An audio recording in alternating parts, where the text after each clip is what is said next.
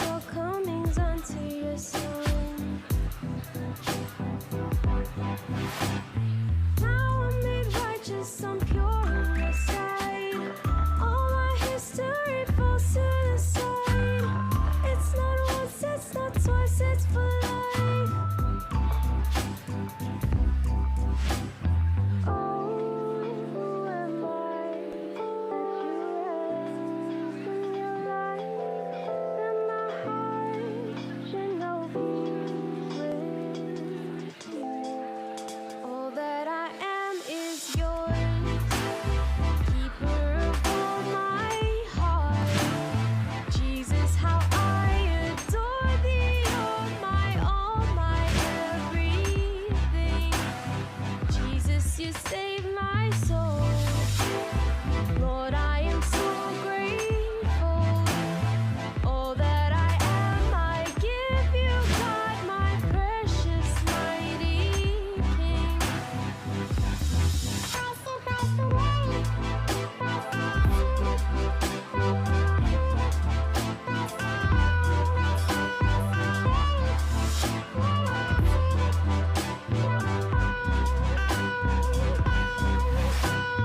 Light of the world that should suffer instead. Take all my burdens and wash them in red. Give me my purpose from now till my end. In you, my Lord, do I find my refuge. Shielded from darkness, my heart set on you. Let there be nothing that I'd rather do. Oh, who am I that you raised in your life?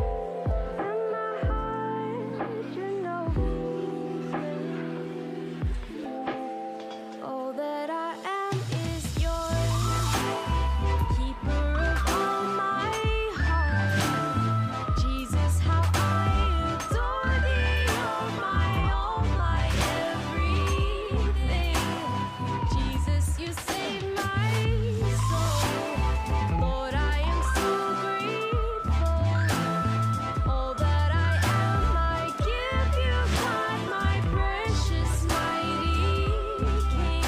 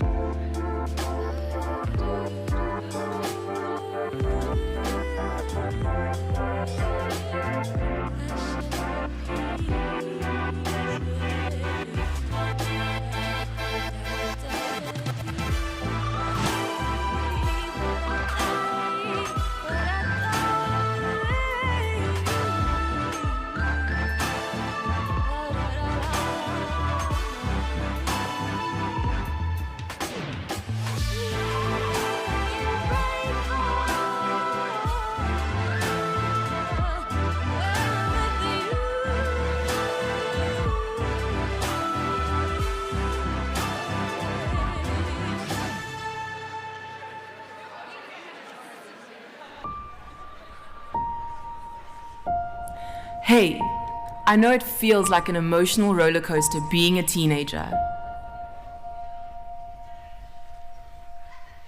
The pressure to fit in and live up to everyone's expectation can make you feel lost and not good enough.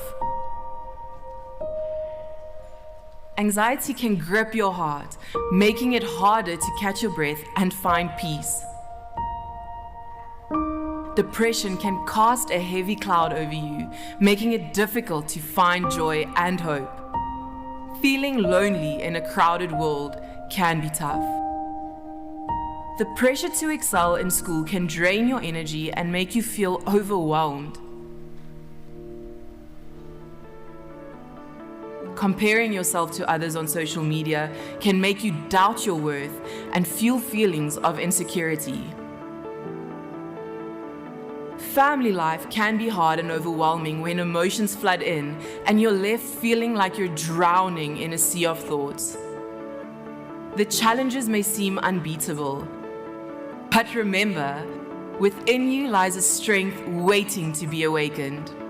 There is hope, my friend. Welcome to Shamar Clinic.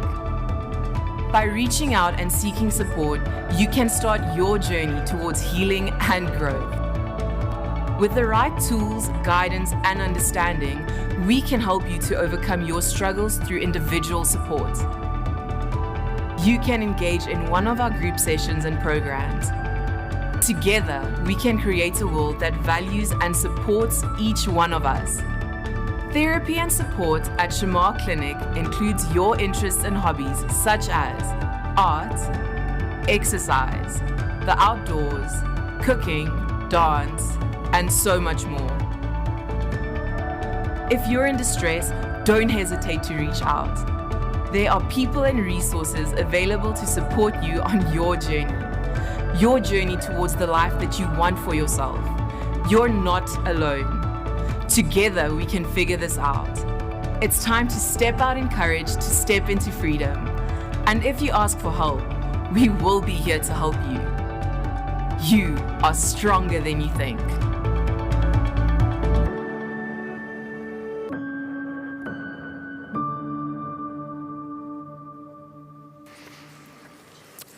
Hey everybody, welcome to Made Whole Teens in the Trenches. For those of you who don't know me, my name is Mads. Also a big welcome to those who are online. I believe we've got quite a few who are joining us online. So I just wanted to tell you a little bit about how we came up with the idea of speaking into this space. For some of you who don't know, we've actually in the middle of a Made Whole mental health conference. We had our first day today, we're going to carry on tomorrow. And we thought, while we've got all of these incredible speakers, let's suck the marrow out of them and create a space. And one of the topics that kept coming up again and again as we were talking about the content for this conference is the crisis that often many teenagers are struggling with. And so our panel is actually a group of professionals that speak into the lives of teenagers on a regular basis.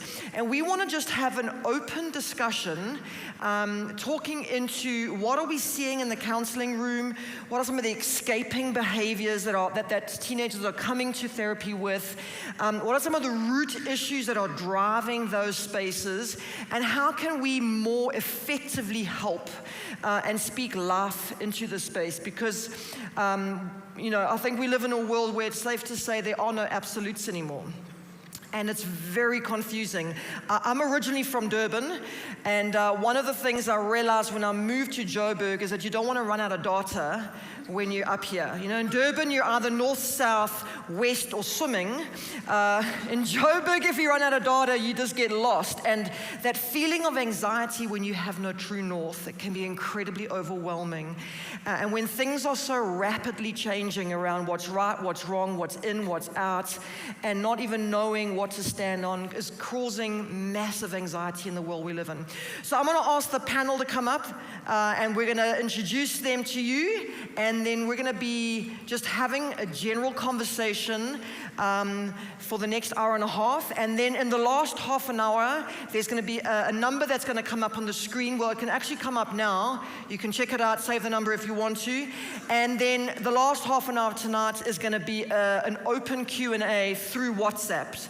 But I will ask up front if your WhatsApp question can be literally a question without a essay story pre-question, because we won't have time for that. But we do want to create spaces for just hearing from you guys. And even those of you that are watching online, feel free to send in WhatsApp on that space. Okay, so panel, join me.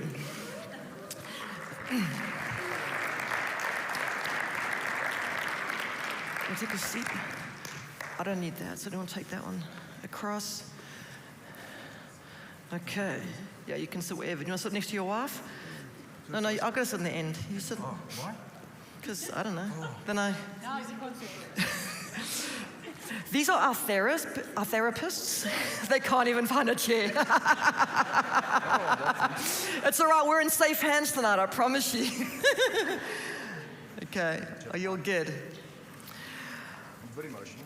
All right, so before we actually jump in, let's start from the end through to the say. Don't you want to just say a little bit about who you are, what you do, where you work, and I was going to say what you ate for dinner, but we've all had butter chickens, which is really good at Echo, by the way. It was amazing butter chicken, best ever. My name is Wendy, and I am a clinical psychologist in private practice, and I'm also part of the Shamar Clinic team. Oh, yeah. I'm Jan, Wendy's husband. That's what I was known as, but I'm also part of the Shamar team, but I'm also full-time ministry at 3CI, dealing with drug addiction, marriages, yeah, all the stuff. I often say I'm a janitor. Yeah. Hi guys, my name is Anal. I'm an educational psychologist in private practice, but also with the Shamar team. Oh, turn it on. Hi everyone, my name, I'm not. You gotta turn it on. Hello, there we go. Hi everyone, my name is Jen. I'm a registered wellness counsellor and I have the privilege of working with the boys at Northwood as their school counsellor. Hi everyone, my name's Christy. I have an organisation called The Chats, which exists to help parents and teens have hard conversations, and also work alongside Jen at Northwood School, where I'm rewriting the grade 9 ALLO curriculum. So I have the privilege of spending about 10 hours a week with 15-year-old boys. Good evening. Yes. I'm Annemarie Potgieter. I'm a psychiatrist in private practice in Pretoria. I'm also working with Wendy at my director of Shamar. And I do see teenagers from about 16 and up, not below 16, because they become quite difficult then. Awesome. And yeah, my name's Mads. I'm a pastoral counselor and trainer. So we're going to start off looking at what are the types of what we're calling escaping behavior that you are seeing in your day-to-day practices, in the day-to-day conversations, whether it's in school or in the counseling room. So it's a very open question, and we're going to just flow and see where the convo goes. So I don't know who wants to start that conversation. Go for it, Jan. In my space, it's pornography, it's alcohol, it's drugs, it's YouTube. It's all digital if they need to. Yeah, it's top to bottom. Food as well. So I know we mentioned food. There's a lady in our team who actually started a group for eating disorders as well, based on what we deal with. So, Okay. Yeah. So a lot of your typical addictions, basically. Top to bottom. Okay. And so often we look at that as almost like a negative kind of behavioral escaping space. Why do you think that's such a prevalent space for escaping? Anyone? What I see a lot of these days, and it's really troublesome, is that the kids get together in the afternoon and they smoke, especially weed, or they vape around a dam or a common place where they get together, and it's almost like it's a community activity, so to speak, amongst the teenagers. And I find that very troublesome because they really don't think it's wrong. They've got no idea what it does to the developing brain, and I think that it is really going to be a serious issue that has to be addressed. It is a serious issue. Can you speak a little bit more into the impact that things like vaping and drugs is having on the brain?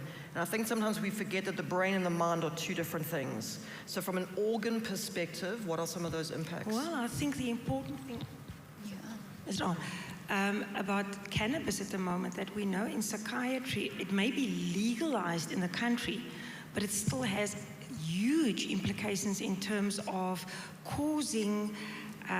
There's studies that shows that it actually has an effect on the IQ, the general IQ. The points actually drop by about 2.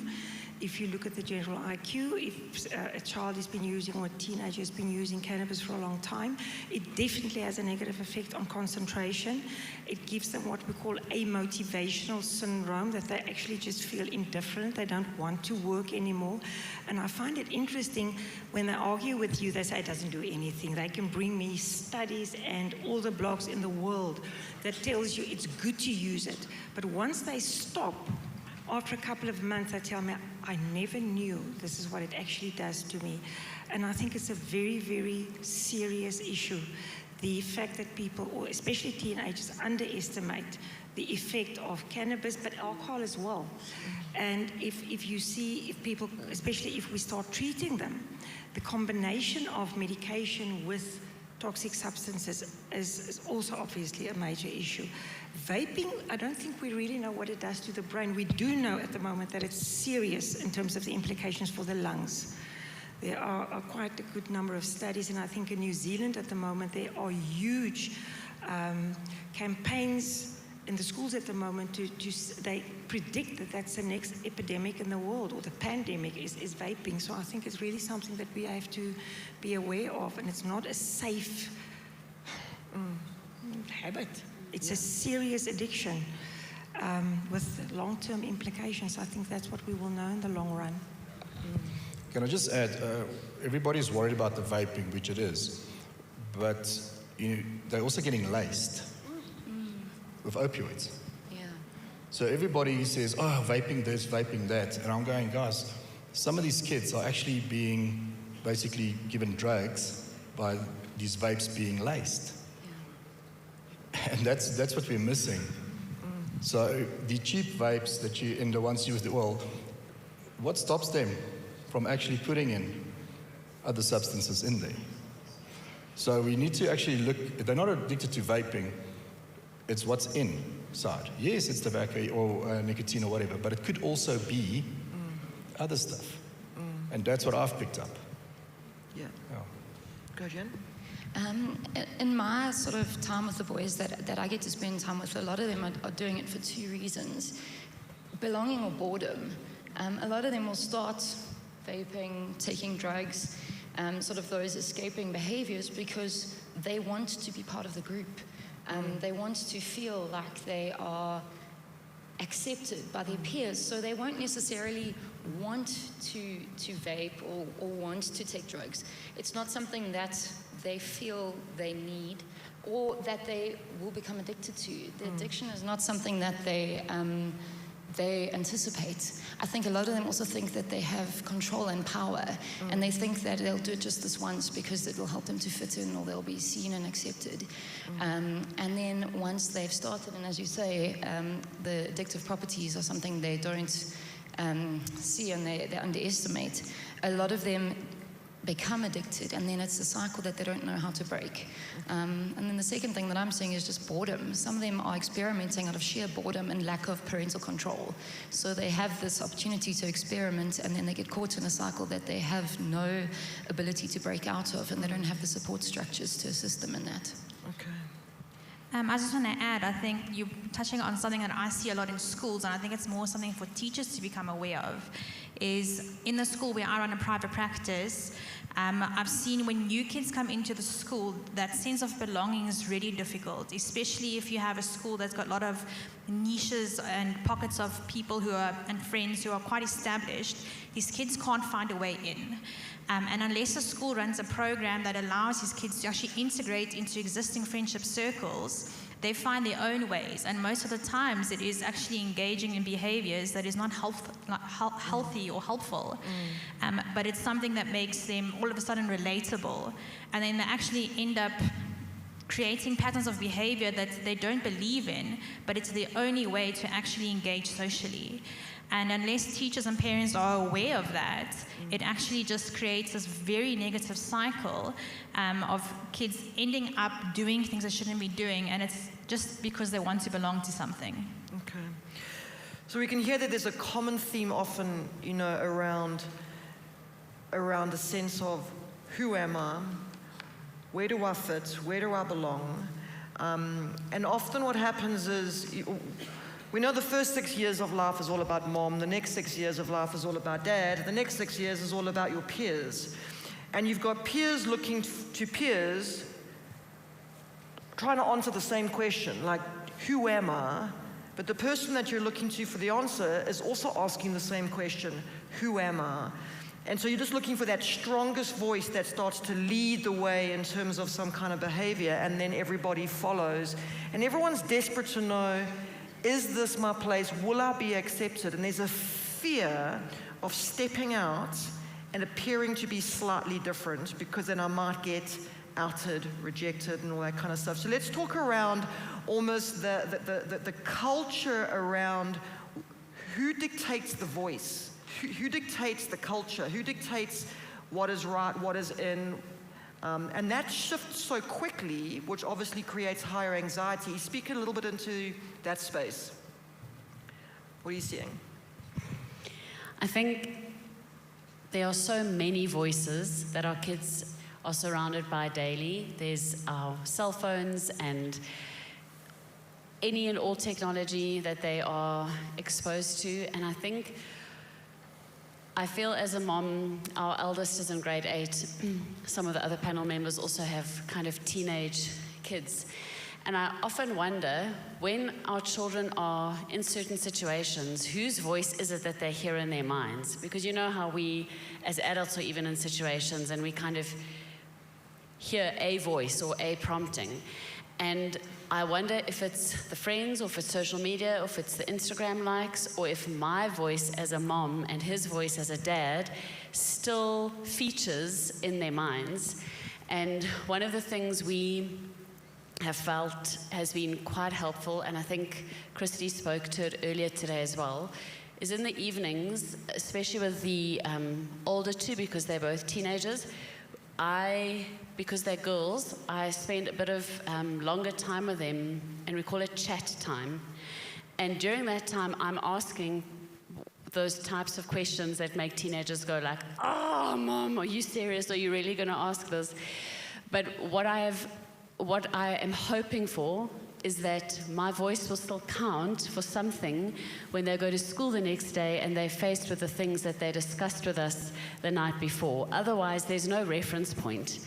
And I don't expect our teenagers to necessarily feel that we know what we're speaking about, or to always listen to what we've said, but I want our voices to count somewhere. And the only way that as adults our voices count is if we're actually using our voices in a way that is impactful for our teens. Yeah, so when it's my turn for chat time, I just say, listen to your mom. So then I'm done. Yeah. Sorry, Matt. I think if you don't listen to the small stuff, they won't tell you the big stuff. Yeah, so good. So good. Okay. And just to add to that, I recently read a survey of teenagers and who impacts your ideas around sexuality the most. And they said, my parents, but only the ones whose parents had spoken to them. Okay. But the ones whose parents had spoken to them said that their parents, more than anybody else, was their internal voice. And they do care more, does carry more weight than the other voices. And so sometimes I think as parents, we're like, oh, they're not going to listen to us. There's all these other voices out there. They're going to think I'm outdated. They're going to think I'm archaic. I don't. But actually, if we have the courage to speak, we have the authority, and it does carry weight. But just as Jenna said, is if we'll take the time to have the conversations and to ask the questions and to listen. Yeah. And I know we're going to speak towards a bit later in terms of what can we do to help, but this is definitely a space where we're seeing less and less communication in the home, which is creating a void, where now I'm looking for other places, other voices to actually see me. What do you think is contributing to that space where there's just no more communication happening at home? Well, it's definitely absent parents, but I think when we say the word absent parents, it's not homes that don't have parents in them. Sometimes it's just parents who work. parents who come home late or are out early, and it's such a tough conversation because it's parents who are trying to provide, but kids don't always see that, and they need parents to be more hands-on and more present.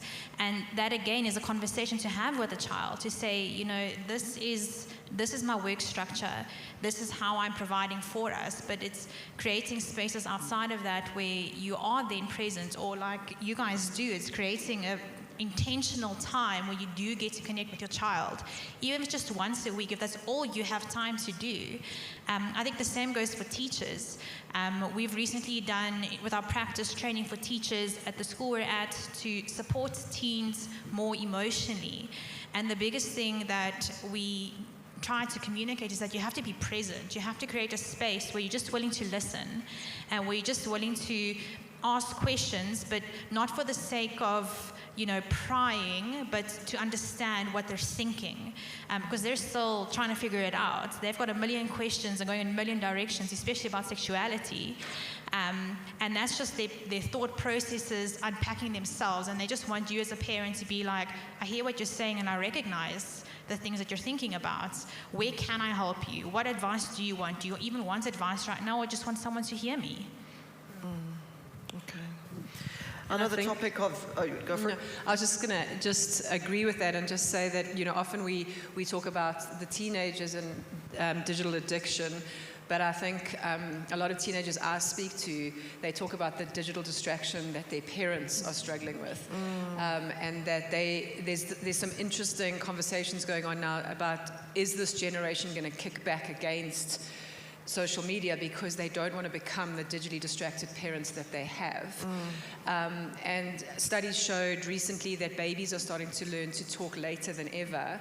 And it's not because the babies are on devices, it's because the moms are on their devices and not talking to their babies. And so their babies are not learning language. And so I think we're quite easy to project onto our teenagers that they're in their bedrooms on their phones. But a lot of teenagers say, my dad's always sending work emails at the dinner table, or my mom just sits and scrolls through her TikTok and she doesn't talk to me. And so I think it's a cultural war. It's not just something that our teenagers are struggling with. It's something we all have to own. Yeah, so good. I would just want to add to that, I think the important issue of a dinner table, you know, sitting around a table and make time to discuss what needs to be discussed, because otherwise there's no time. We can do it later, but if there's a regular evening and we have dinner, then these type of discussions can actually take place. I think also we can't discount the fact that some parents are practicing escaping behavior. Some parents are trying to deal with their trauma as well, and that prevents them from connecting with their children. So we need to create a space where parents can deal with their trauma so that they can parent and make a space for their children. 100%, yeah. I kind of just want to say that we are talking about tough subjects here, and no one's on a judgment seat. We don't want to say, look, you're failing. We know that this is a hard space, but there's a scripture that talks about the fact that people are perishing because of a lack of knowledge. And we want to start speaking awareness into some of these tough spaces to say, hey, we know it's not easy. We know that most people are exhausted. And when you're exhausted, the last thing you want to do is actually have hard conversations, because you don't even have energy to look after yourself. In the conference I spoke today, that they're labeling 2023 as the year of hyper fatigue. And when you're in a place of exhaustion, the last thing you want to do is actually deal with your stuff. And so across the board, we're seeing, as you're saying, this kind of escaping behavior. But escaping behavior is what I call a short-term fix. It's an anxiety-easing quick fix. But long-term, it's actually creating more problems. And that's the space we want to almost pry into, in the sense of, we don't want to just deal with short-term quick fixes. We want to consider the long-term implications of not addressing this. You know, when you don't help your kids to read, in the moment, 5 years' time, it's going to be even more harder. And so these are the kind of spaces we want to say, how do we actually, face this head on so that we can start to see culture shifts? And it starts in everybody's home. And our hope, I guess, is to consider just one thing that we can change. And as Anna Marie said, Imagine the difference if every family just started eating one meal together when there are no devices at the table. And you just start to say, how are you really doing? For a teenager and for actually even a parent to be seen. And I found my boys are 9 and 10, and as I've started to just, ask them the questions of how you are, they're actually starting to ask me. So, Mom, how was your day? And I'm like, oh, thanks for asking. Like, you're seeing me too. And it's just modeling these spaces and being really interested in the stories they're telling you. Because as Jen said, when you're interested in the little things, eventually your kids will talk to you about even the bigger things. And we want to change culture. We want to create connected spaces. And we don't want anyone walking away feeling, oh man, I'm really fluffing it. Because they say you've got to get it at least 50% right for things to be generally okay. I mean, that's a great pass mark. I don't know about you, but I quite like those pass mark stats, If you get it right at about 50%, there's a good chance things are going to be okay. But, I really just feel, because sometimes a lot of parents walk away with a lot of guilt going, man, I'm just failing on every level. And we don't want to add to that sense of failure. We just want to create awareness that there actually is hope and you can start to make changes to grab back connection in your family systems. I do want to talk a little bit around the porn pandemic. I know we spoke about it in the conference, but there are a lot of people that are online that maybe weren't at the conference, because I think porn is such a common space. There's a lot of it happening with social media, and a lot of young people are kind of like, man, that's just part of the norm. So let's speak into some of the ripple effects long-term of what porn is actually impacting that maybe our young people are not aware of. One of the long-term implications that I was reading about this week is,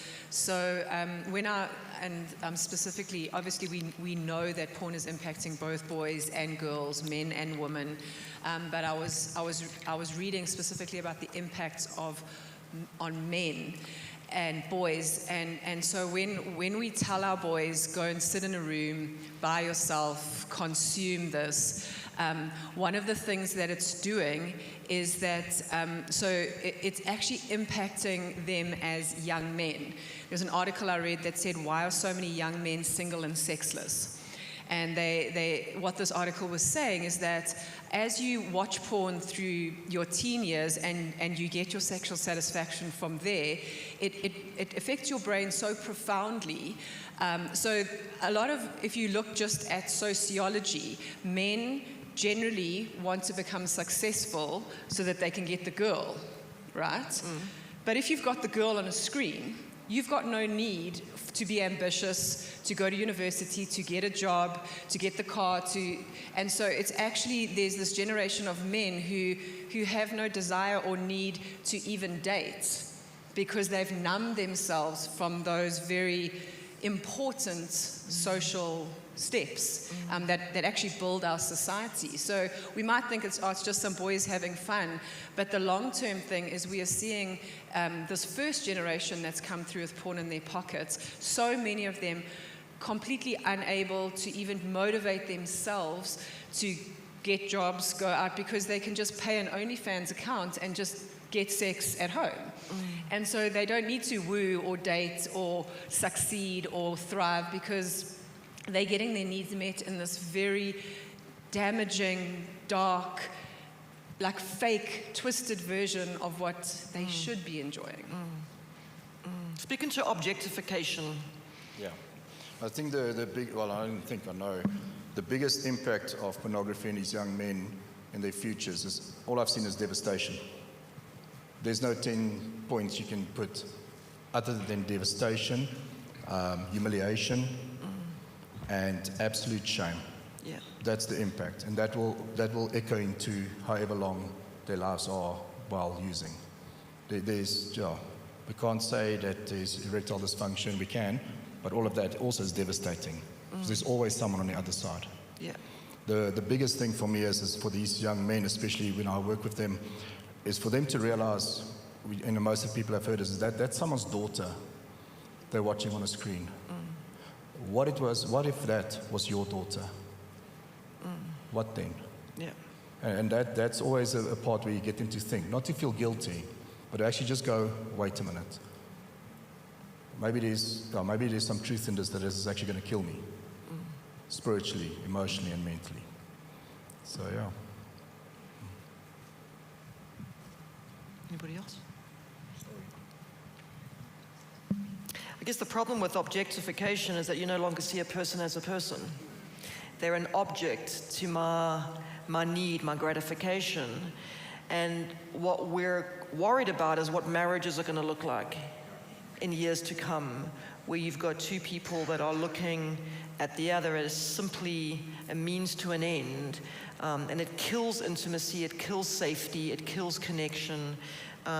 Speak a little bit into the space of sexting, social media, the phone, all of those kind of dangerous spaces that we think we're in a safe relationship and it's between us, but then it starts to get spread into peer groups and the devastation that that's causing for young people that often don't think about the ripple effect of what sending a photo out can do to you.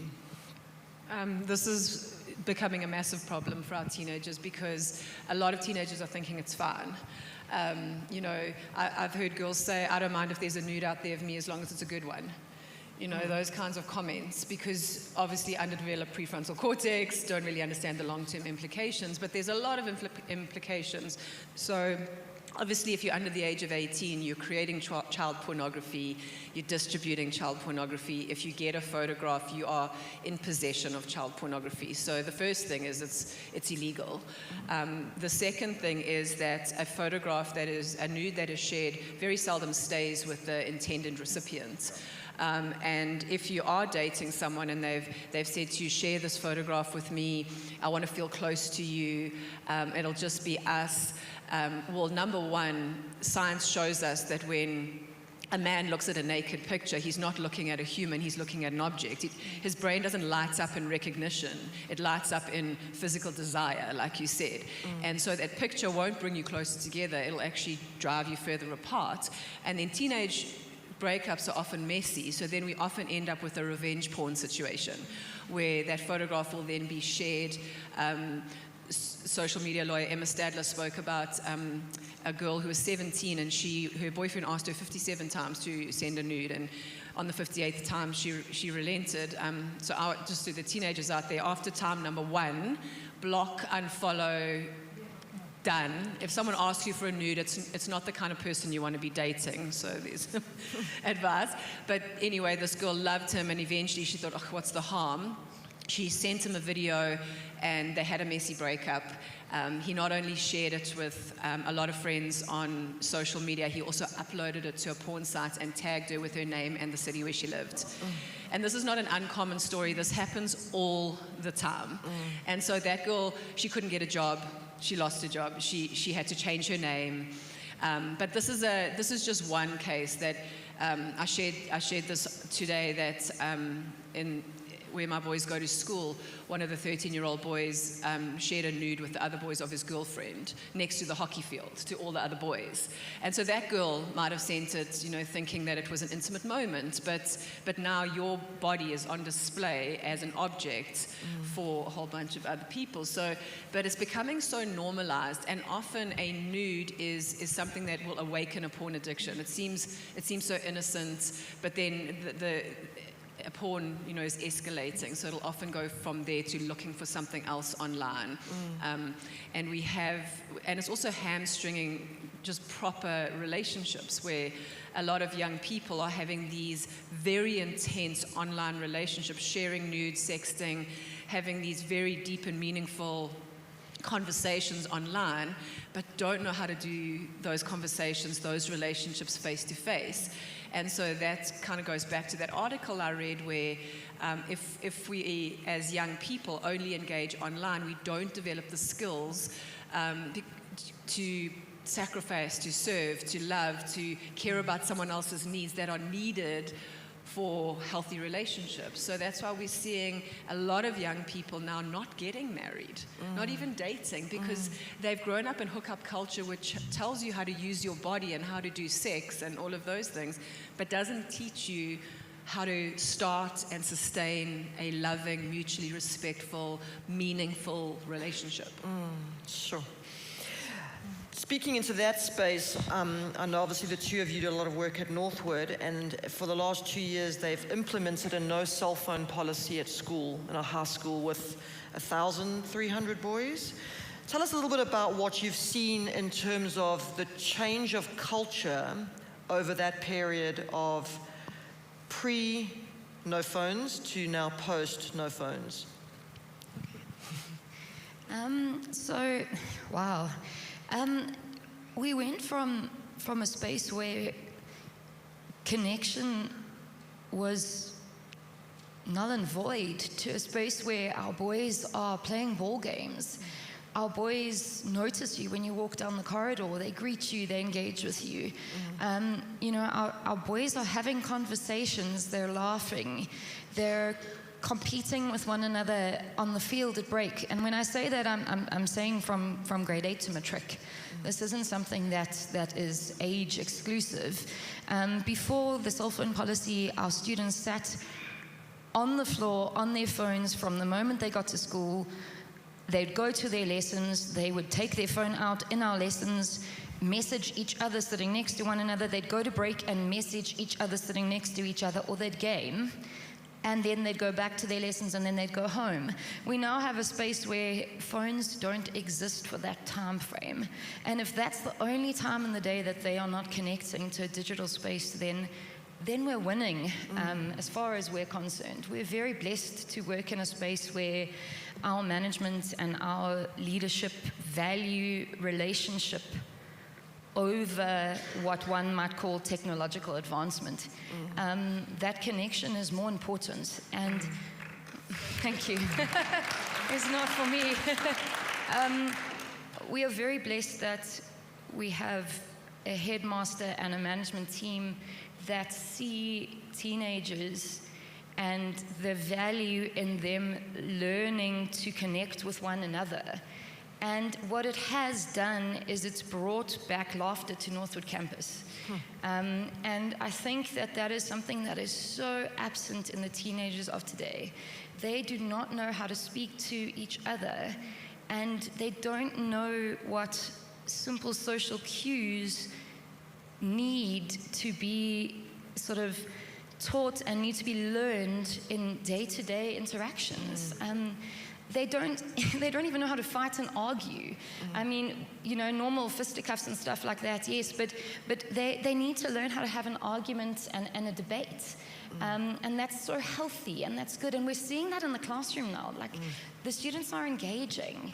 It's fun. It's a good space to be in, because they actually look at you when you teach. I'm not just standing there and delivering content. They're having conversations with us. They're enjoying being at school, and that's what being young is about. It's a good time to be alive, and I'd much rather have my son in a space where he's throwing around a tennis ball and getting into trouble because he's broken a window than he's sitting on the concrete floor gaming with the guy next to him and doesn't know how to tell him that he'd much rather be out there on the field getting full of mud at the end of the day. Cool. I can perhaps just add here as well, what I see often, and that disturbs me, is when you ask a teenager, how are you? They can very seldom give you a long explanation or a more detailed. It's a very concrete answer. I'm fine. What do you do when you go home? I watch my cell phone or something, where I think it really encourages conversation if you don't have the cell phone there, because they're so used to look at a screen and they don't think anymore. They don't have problem solving anymore. So I think it's really so important, and it's a wonderful thing if one can have that at schools, but I think at home sometimes as well. I think it makes things more complicated. I was there for a little bit before, for 6 months maybe, and the school was a lot quieter. It was a lot classroom management. You'd walk in and everyone would be quiet because they're on their phones. There were less fights. you didn't have to ban gambling. There were probably online gambling instead, though. And so I think it's more complicated when you put boundaries in place. But the life we've seen, I had one mom whose boys started in grade 11, and she said, I'm so grateful there's a no phone policy, because my son is such an introvert that if he was allowed a phone at school, he would never talk to anyone. And for a lot of boys, school is, a lot of children, they don't have belonging at home, and they'll find it at school. It might be the only place that they engage with people and are seen, and so I just think it's very hard for us to have that screen-free time as a teenager, and to have time when you just can't have it. It's just, you don't even have to think about it. You have to hand it in, and I think you can just have that time, and then you're going to get it back. Then you don't have the option. It's almost like when you go away where there's no signal. It's kind of that feeling. You don't miss it. And out of the 1,300 boys, we had 6 parents who had a problem with it. 6. Most parents were, thank you so much. I'm so grateful my child has this time, because I don't know how to do it at home. Yeah. Sure. Wayne, do you want to say something? What I wanted to add is I think the World Health Organization has been saying for a long time that loneliness is our most detrimental pandemic. And we know, neurologically speaking, that the brain only develops optimally in the context of a meaningful face-to-face relationship.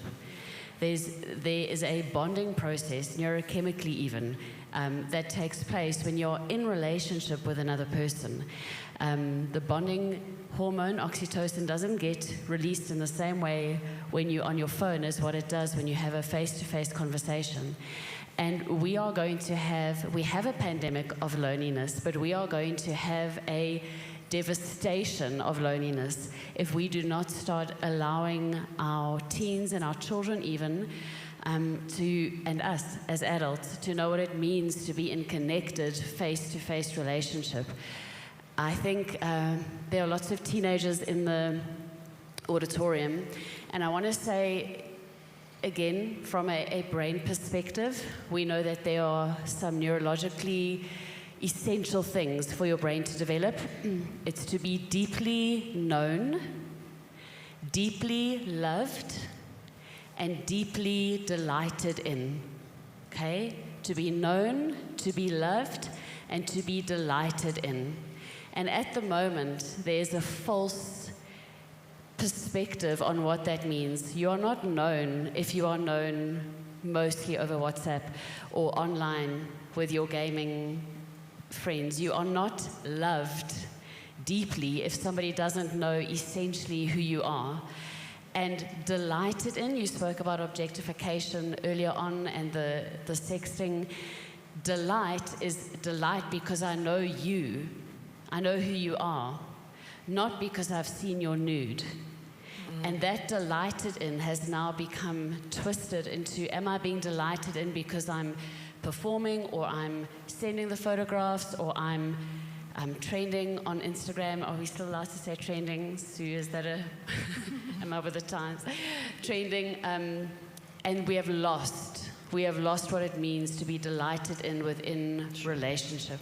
So for the teens, please give yourselves the blessing of being in relationship with somebody who truly knows you and who loves you and who delights in you because of who you are and not because of what you are providing to that person. And remember, loneliness is not about being alone. Loneliness is about not being known. You can be in a room full of people and no one knows you. And that's not just with teenagers. I think that's with the world in general. Everyone's walking around with what I call your FAN faces on. And FAN stands for feeling insecure, neurotic, and emotional. Anyone feeling FAN? And most of us are not openly having honest conversations about how we're really doing because we're comparing our behind the scenes with everyone else's perfect Facebook profile pic. And we think everyone else is fine, and we're the only one struggling, so then we therefore put on our fine face because we don't want to be the only one that looks like they're struggling. And this is what's happening, that everyone's trying to compare and compete with appearing to be okay, but desperately falling apart on the inside. And this is, I mean, imagine if we just start to better change a culture of actually masks off conversations where you are truly seen from a mental health perspective. That will change everything when we can just cultivate safe spaces for honest conversations. I want to change gears slightly and speak around some of the positive groups that we speak into, because, you know, we live in a world where the education system grades you, the business sector evaluates you, the sporting world ranks you, and social media likes you. So it's kind of setting you up into this performance space that my value is based on my performance, my scores. And it's really hard because it creates competitiveness, it creates comparison, it creates perfection, it creates obsessiveness. Let's speak a little bit around the mental health mindset space in this performance culture. What are you seeing in the counseling rooms from that perspective? I'll go. I think from the sessions that I have with what I call my high performers, who are still in therapy because they actually have stuff going on, but they just use something that we don't necessarily see as a red flag as a form of coping. So they're pushing themselves academically, even if they are not a 90 student, to them, like, they're putting in that effort to be like a 70 student, but to them, they see it as being a 90s kid. And at the end of it, it's mostly to gain the attention of the people around them, whether it's reinforcement from their teachers, reinforcement from their parents. It's almost, if I can achieve something, then maybe my mom would actually engage with me. I have a 17-year-old client who's been with me for about 3 years, and the only time that she actually engages well with her mom is when her marks are up. And it puts her in such a negative and difficult space because she's not a very high performer, but she really does try because it's the only way to engage with her mom. Other than that, she will completely withdraw, and withdrawal is also one of the things we don't necessarily notice as a bad behavior, because the child just completely goes to the back of the room. They're completely disengaged from the people around them, or just from achieving anything in life, really. So it really is, for me, those are really tough ones, because those are most of the times the kids who fall through the cracks and who we don't actually notice have stuff going on, or not actually coping with life until it actually just gets too bad. And then all of a sudden, whatever they were achieving academically, they just completely plummet. And then to pick themselves up from that space becomes very tough, because now we have a lot more that we have to work through just to get them back to their natural potential. Listen, I think that sometimes in the beginning it's about performance-drivenness, but then it becomes a fear of failure. And once that changes, it becomes a very, very difficult situation to keep on competing the whole time. Because that's where I see very often the depression and the burnout and the anxiety. What are the red flags that parents should be looking out for, where potentially a natural drive for competitive, I want to do well, shifts into I'm actually afraid of failure? What are the red flags? Sure. Look, I'll speak more from a sports perspective, especially in Pretoria. Schoolboy rugby and down in KwaZulu-Natal as well, it's a god. The amount of pressure that boys have to play sport and perform or play first team, it's massive. You know, so now I'm also dealing with, or dealt with, parents where they're the ones buying the steroids for the kids. Literally, and I know the dealers and stuff, not around, but you go, why would you put those things in your son? It's like, what's going on with you? So, you know, that living out your broken dreams through your child, it literally plays out. But the amount of injuries that comes up, so that's a red flag, is the amount of injuries these young men get. A lot more concussions, knees are being popped left, right, and center. And you could, I don't know if you picked it up, but just after COVID, when school sports started, the amount of young men I saw either in like a knee reconstruction brace, or a clavicle that popped, or a shoulder that popped, and they're in slings, all of a sudden just became more, because their bodies rested and they weren't used to the impact. But now they got to play Craven Week, or so the performance enhancing stuff comes in. Other than that, now they also getting exposed to alcohol. So in Pretoria, we have parents that literally throw the after party. And 2 weeks ago, there was one in quite an upmarket estate where the parents supplied the drugs and alcohol. 8,000 rand stuff. And I'm talking, I know the whole situation there, and as you go, what is going on in your head as a parent? So the problem at certain stages, the red flag for me personally are the parents. Because there's no authority, what do you call it? That's the word, what's it? Yes, supervision, that's a good word, eh? Or accountability towards the parents. Okay. And that's the problem. Yeah. What I see often is the girls especially that become depressed and they won't sleep.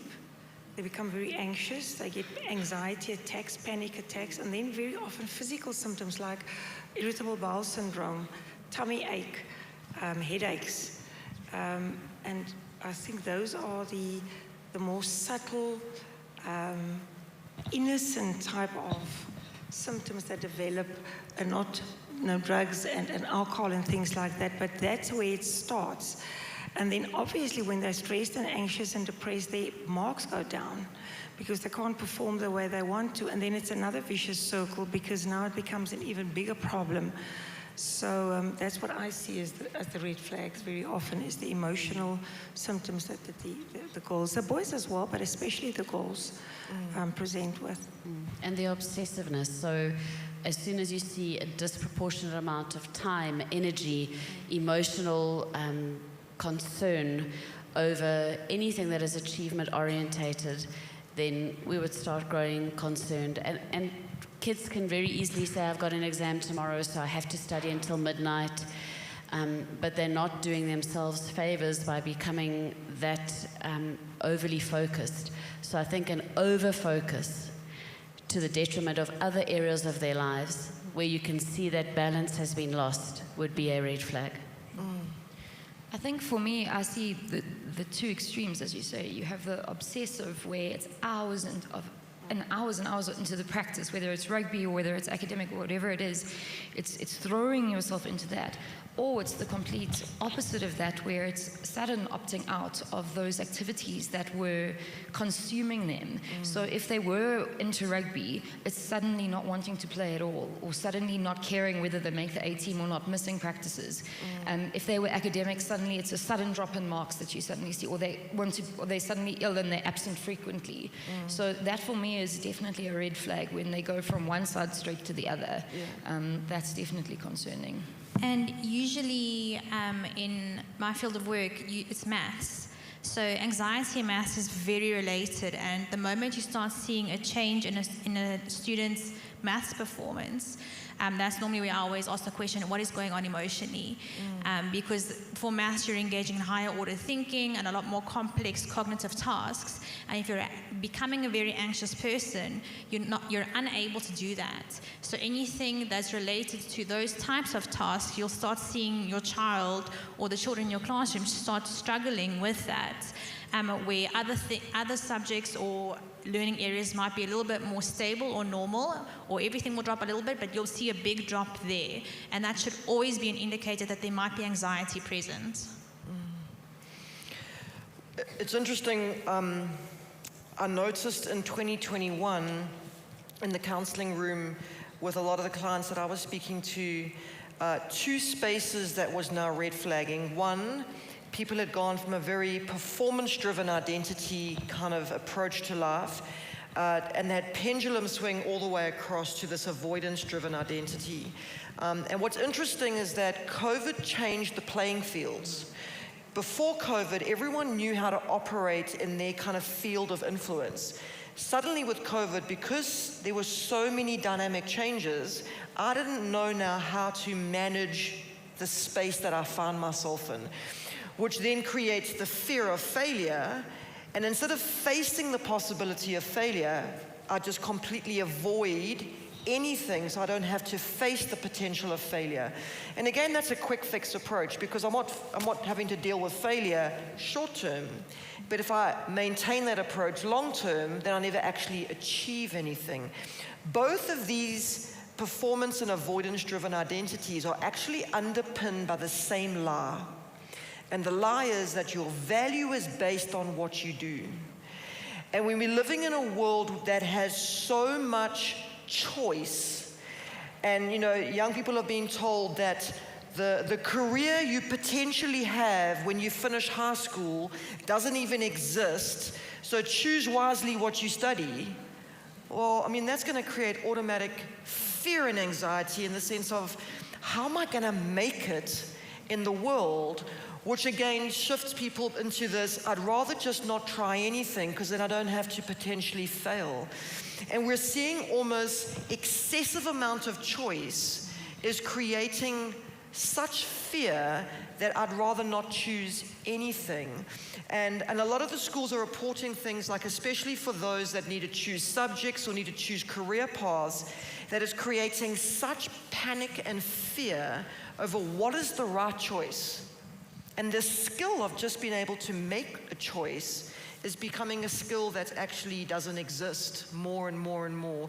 Are you seeing any of those kind of stories in your counseling rooms? Talk about that space.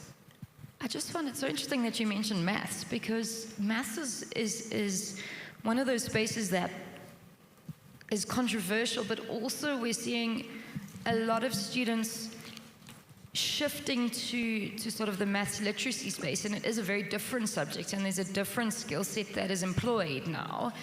But it's interesting that you mentioned that maths and anxiety are linked like that, because a lot of students do find that they get to sort of the end of grade 9 and they're relieved that they have the option to change to maths literacy, because maths has been such a high anxiety-driven space for them up to that point. So it is something worth mentioning that we don't prepare them to make that choice. We say to them when they are 15 years old, you need to make a decision that has the potential to impact not only what you can study when you go to university, but possibly the path you might take that could influence the career you're going to do for the rest of your life. And then we expect them to make that decision and do it willingly and with joy. And we wrap it up and let them go for it. But then we also say to them, but you can do anything you want because you have my support. And it creates massive anxiety. So it's a very difficult space to navigate, and we do have a lot of changes. A lot of students change their subject choices at the end of grade 10, 11, and in the first 3 months of grade 12, which comes with performance anxiety as well. We just conducted our subject choice assessments with the grade 9s, and in that process, I'm sure you're all familiar with it, you're doing aptitude, personality, and interest, which is it's all data driven, but we have always found that we do interviews after we've done all of the testing, and most of the time I say we don't even have to do the testing. The interview is the most valuable part, because it's the first time that someone is sitting with the child and asking them, what do you want to do? Where do you think you want to go? What are you dreaming of? What are you aspiring to become? And it's not always about having a specific career in mind, but it's just about getting them to dream of the future. So for example, the girl that I said was struggling with anxiety and performance to impress her mom. Her mom decided for her that she needs to keep all her doors open. You've all heard this. So you're going to take maths and you're going to take science, because there's a lot of careers. Grade 10 and half of her grade 11 year, she struggled through that, and her mental health just plummeted. And her mom just wouldn't listen to her. Her mom wouldn't even listen to me. No, she wouldn't listen to a single teacher. That eventually her mom realized what this was doing to her, and then she let her drop science, and this child completely turned around. And in that process, we discovered she has this passion for reading and doing reviews. And then we just started dreaming of, hey, why don't you just become a book reviewer? You know, you can just write blogs about it, or you can become an editor. And she just all of a sudden became alive, because she was stuck in the cycle of depression, but she had no hope to tie her future to. She couldn't dream of anything ahead. Now she's dead set on becoming a lawyer. Now she's actually sitting and she's studying, and she's such a procrastinator. And now that she's found just direction through figuring out who she was and what she wanted in life and what her passions were, she was actually able to direct herself into more positive behaviors after being stuck in a very negative cycle. Anybody else? It almost seems sometimes there's a fear of making the wrong choice. Then it's the end. I barely passed matric, so I ended up becoming a hairdresser. But hairdressers are undercover counselors. I was Mads' first client. First and last. Yeah, you ain't got to wax and polish. But I only got into varsity when I turned 25 as a mature student. I wish I had known that when I finished high school, because I just thought, you know what? It's like my life's stuffed because I'm not very academic. Like, I'll never make it in anything. And suddenly you realize, you know, if you don't have the skills of flexibility and adaptability, that actually there are going to be curveballs that get thrown at you that create new opportunities that lead to new things. And I think there's such a fear that if I make the wrong choice, like I've got one crack at it and then it's done. And I think the one message that I would want to tell myself if I got to meet my 17, 18-year-old self is that it's not as scary as you think it is. I always say, marry your vision and date your path.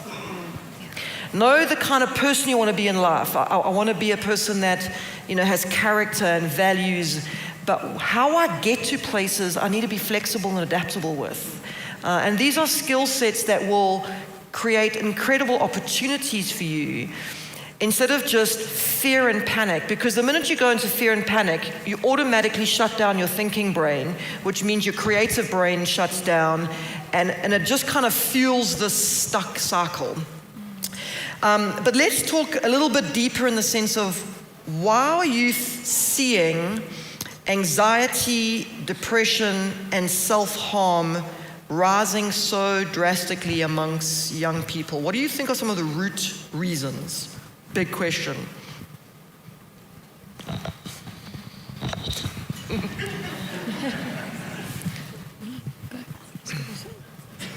Well, I think one of the main things that I see is childhood trauma. And we often see what we now refer to as complex PTSD by the time that we see the teenagers. Now, that is debatable about what do I mean by childhood trauma. That is physical, it can be sexual, it can be spiritual, it can be emotional, it can be any form, it can be poverty in a home, and that's nobody's fault very often. Sometimes it is deliberate, but the point is childhood trauma does actually traumatize the brain. And the brain then has the problem that it doesn't develop the way it's supposed to.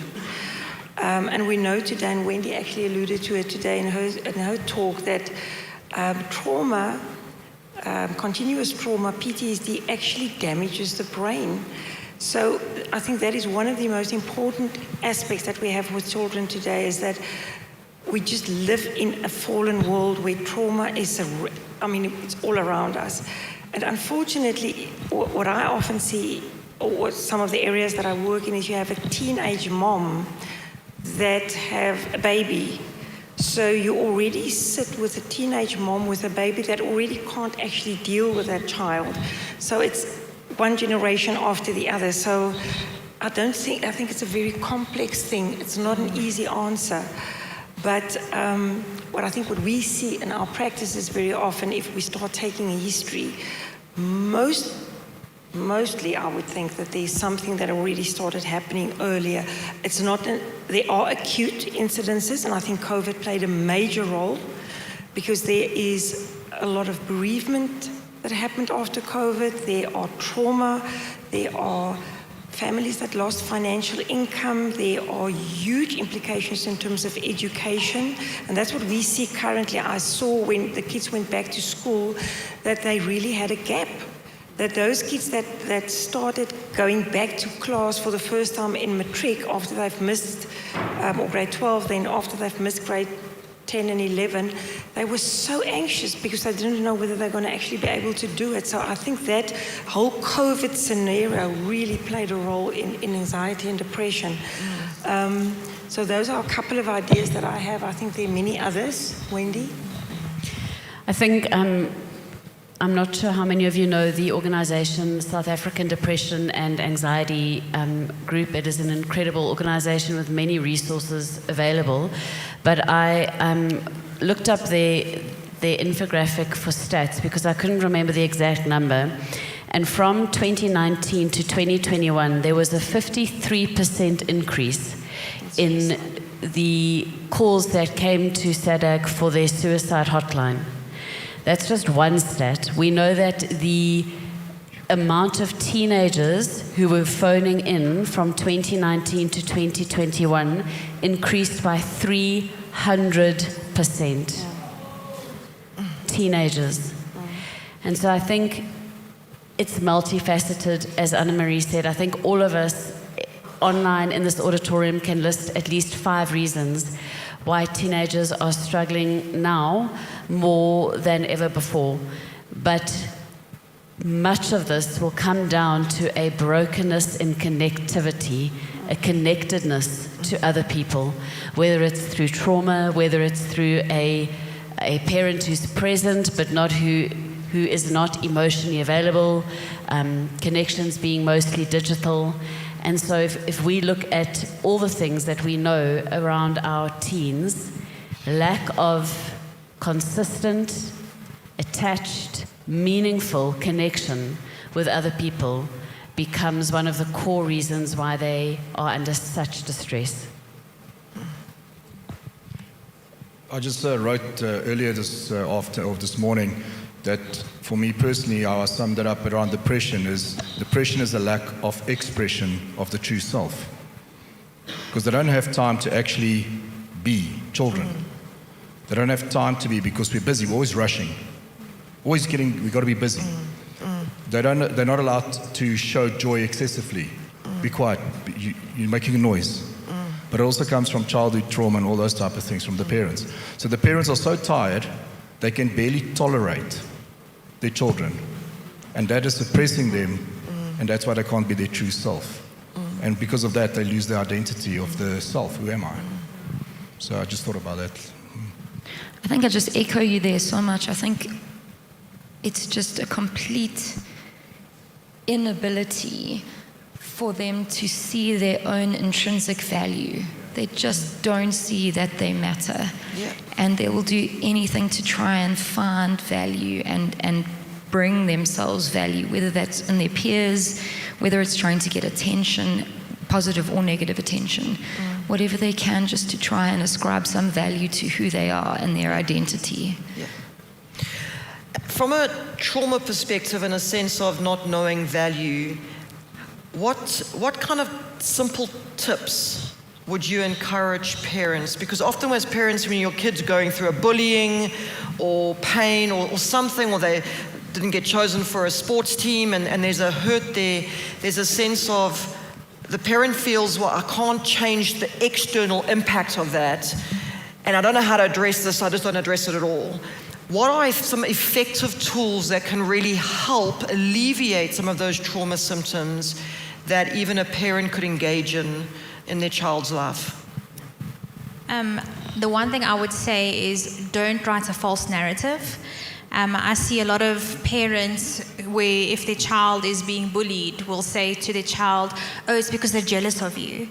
So this child starts developing these other ideas that are not necessarily the truth, instead of helping the child recognize that a child who bullies also there's something else going on why they're doing that behavior. So I think we need to educate ourselves on these kinds of matters, and that's why talks like this are helpful. Because what ends up happening is you are selling this or telling the story to your child that they will believe because you're the trusting adult that they're going to. But it doesn't actually help them in that scenario. So when that child ends up in my office, I have to almost undo a lot of the thinking patterns that have developed that are not actually helping or servicing this child. It's not helping him socially, where they get to the point where they just withdraw completely, or they're starting to just believe and tell a story that isn't accurate. I think for me it's don't rescue your child, empower them. You need to give them the skills to work in that situation. I think that goes along with what you were saying there. You don't want to give them you don't want to come in and save them from the situation, but you want to give them what they need to overcome it. But at the same time, don't betray your child. If they tell you something in confidence as their trusted adult, you need to keep their confidence. And I think that goes with what I was saying earlier, with they won't tell you their big stuff if you betray them. So you need to keep that in mind. So good. I think we also tend to make a lot of statements when we don't know what to say.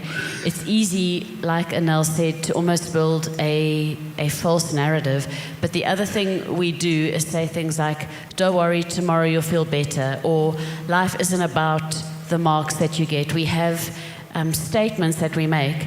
And one of the things that we want to foster in teenagers and again in adults is our ability to develop emotional intelligence, and part of that is empathy.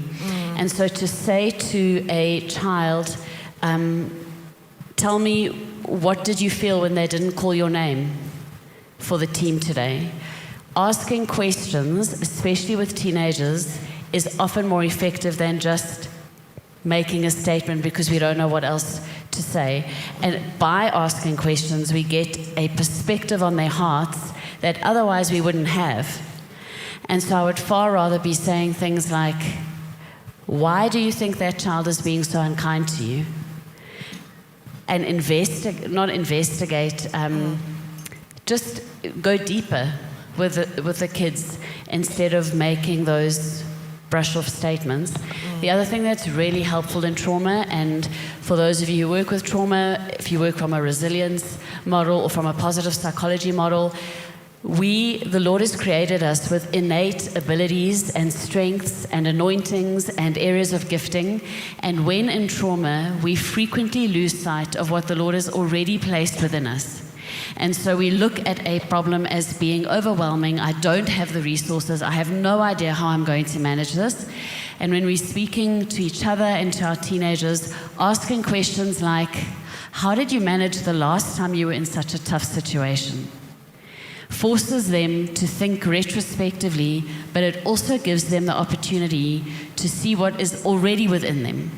Because otherwise their way of thinking they have to deal with trauma is externalized, and they don't learn that there is a wealth of resource within them that they can draw on. So asking questions like, what strengths do you have that you think can actually pull you through this tough time? Or what did you do in that situation that really worked well?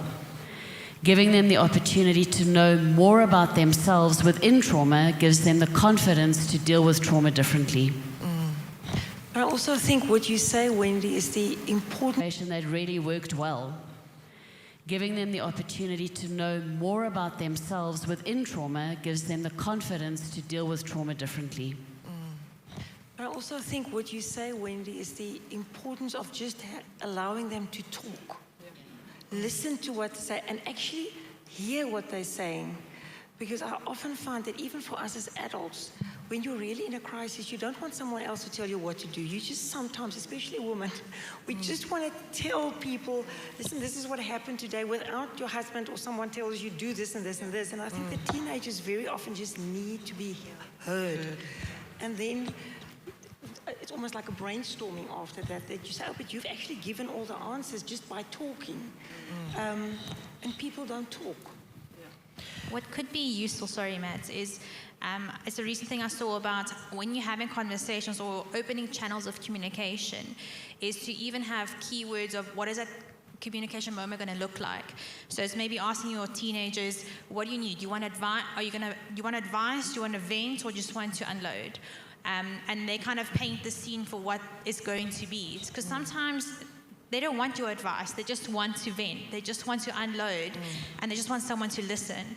And I think that's sometimes what even us as therapists have to do. Is sometimes you want to give advice, but it's not the moment for it. It's not the conversation you're having. So I think it's a very creative way to just create very intentional conversations based on what the person needs in that moment. Let me just say this. Emotion, especially negative emotion, is like vomit. Now, there's a very big difference between vomiting in a bucket and vomiting on someone. Okay. Sometimes people just need safe spaces to get emotion out. When you're feeling nauseous, the last thing you want to do is have a conversation about what you want to eat for dinner. You don't want to fix things when you're feeling nauseous. There's such a powerful space about getting stuff out, because the minute you get it out, then your creative thinking brain kicks back on, because when you're charged with negative emotions, your thinking brain turns off. So the 3 simple steps that I teach people is what I call validation listening. Step 1 is just name the emotion. I can see you are feeling, and you just reflect back like a mirror what you're hearing someone say. The second step is to validate it. It makes sense to me that what you're feeling is this, given that. You may not agree with why they're feeling that, but it's their perspective, it's their world. When a person hears validation listening, what actually happens is they understand their value in your eyes. As many of us have kind of alluded to, the quickest thing we want to do is we want to fix what caused the emotion instead of first sitting with the emotion and allowing a person to express. The third step is to just ask what I call an ownership question. What are you most needing from me right now? You see, often we want to put on someone what we think would fix their problem according to our perspective, but it may not be what they need. An ownership question also gets a person to consider, what do I want? And sometimes they don't know the answer, and that's okay, especially if your kids are younger. I'll then say, you know, do you need a hug? Do you want some time? Do you want a cup of tea? You want to go for a walk? You can give suggestions, but ownership questions are really powerful because it also teaches a person, I need to, even though maybe something might have happened to me, I need to own my journey out of this. The difference between a victim and a victor is not circumstances, it's choice. We can all be victims to circumstances, but what I choose to do can either keep me stuck or actually help me progress. And at the same time, if you're in a space, because I think we live in a world where a lot of people are scapegoating each other because we're so emotionally charged.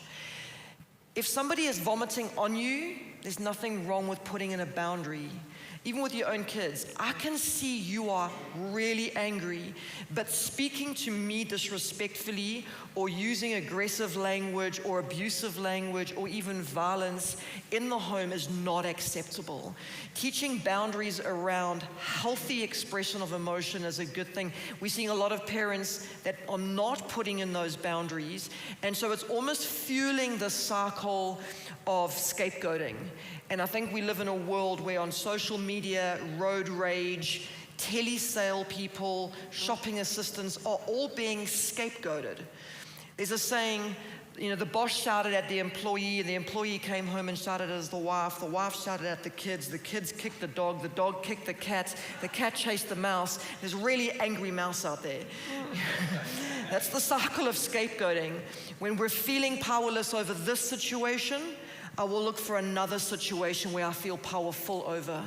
And this is that cycle of abuse, of bullying, of scapegoating, because there are so many people that are pent up with emotion where no one is actually seeing them, and then they're venting, they're scapegoating, they're vomiting over the world around them. And we've got to change that culture. Sometimes I actually say that we're living in a generation where we have very strict children and very obedient parents. Yeah. And that's the truth. You can say that again. No. Okay, we're going to shift to some of the questions that are coming through online. I have a suicidal teen. How do I discipline her without sending her over the edge? No one wants to pick up the mic.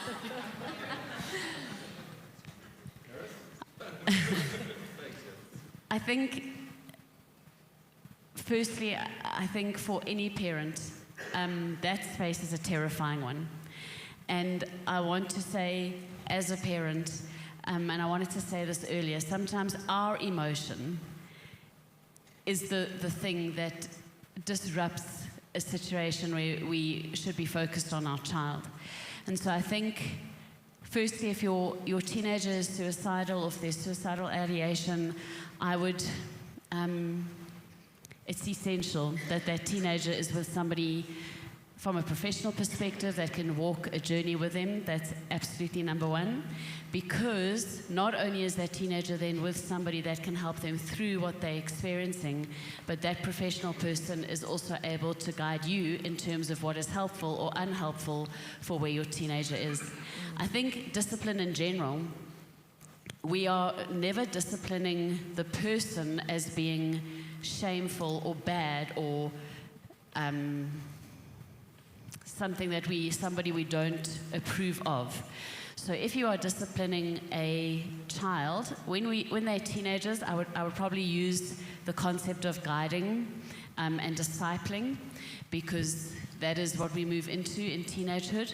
I think having conversations around what has happened here, like Mads gave you the example of now, concerns me, your behavior in this way concerns me, I love you and I'm here for you and I will see you through this, but how are we going to work together on this particular behavior that is actually causing you more pain?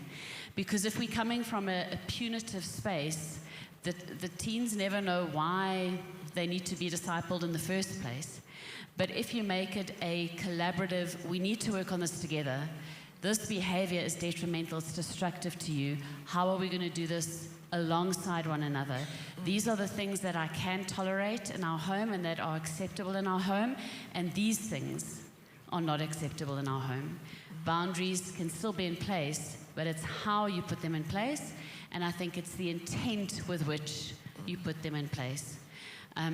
But for that parent, I really want to encourage you to not do this alone and to make sure that there is a community of people around you and your teenager that can walk this journey with you. Yeah, I think it is also very important in a case like this to make sure that you make a diagnosis. And I don't want to put a label on someone, but I think that suicide is such a devastating complication of a depression, certain anxiety disorders, that one has to go and just make sure that you're not dealing with a serious illness before you just say this is unacceptable behavior.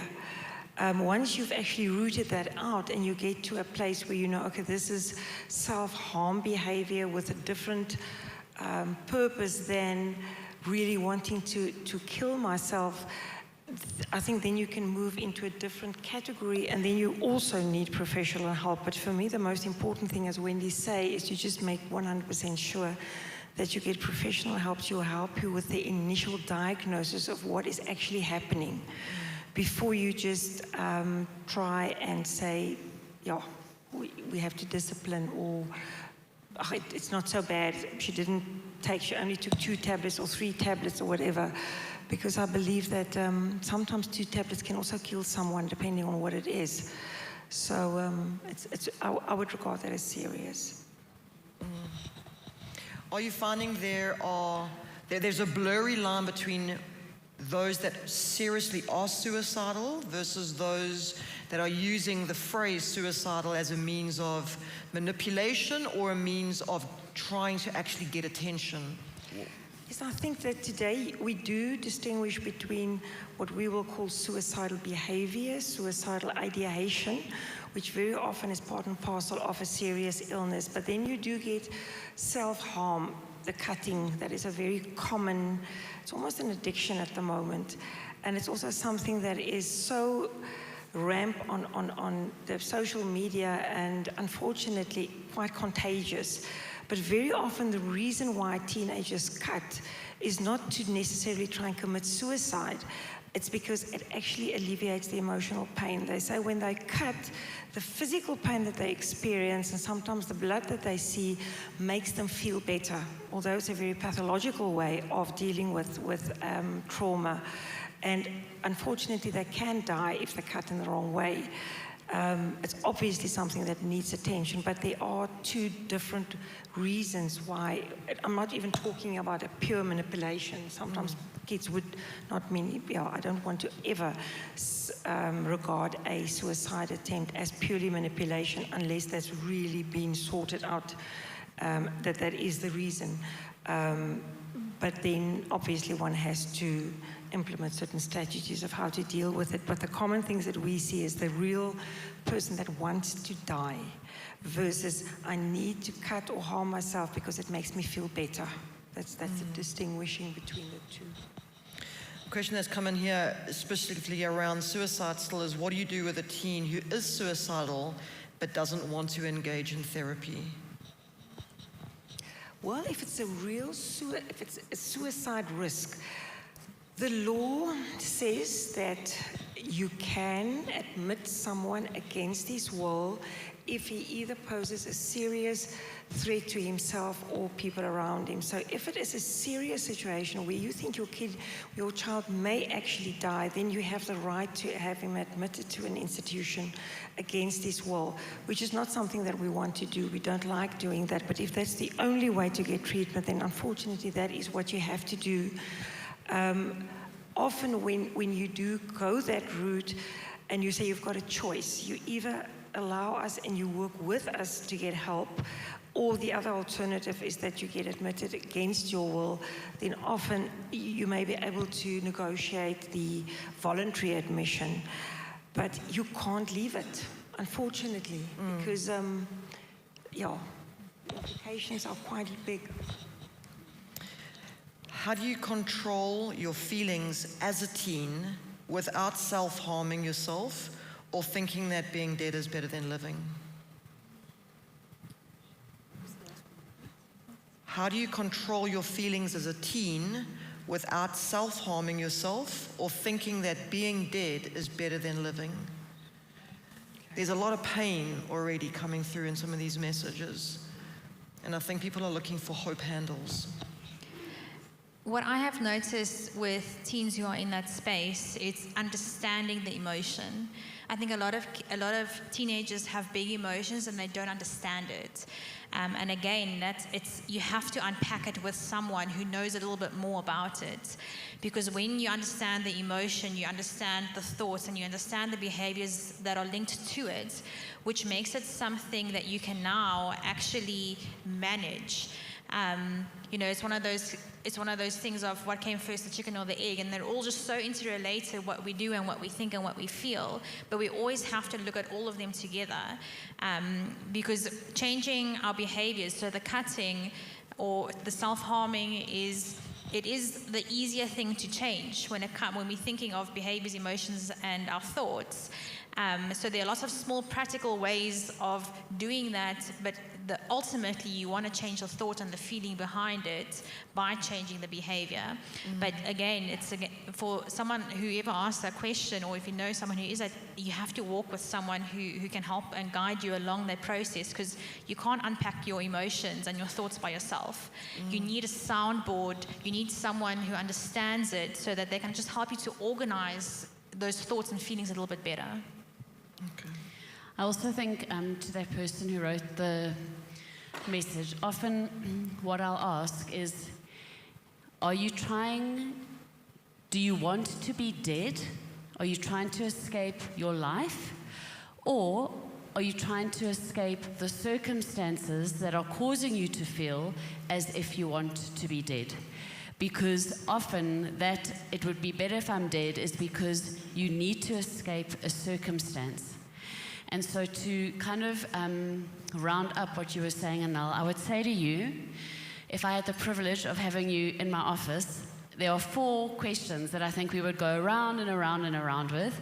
Number 1 would be, do you know what you're feeling? And if you don't, we'll help you to figure it out.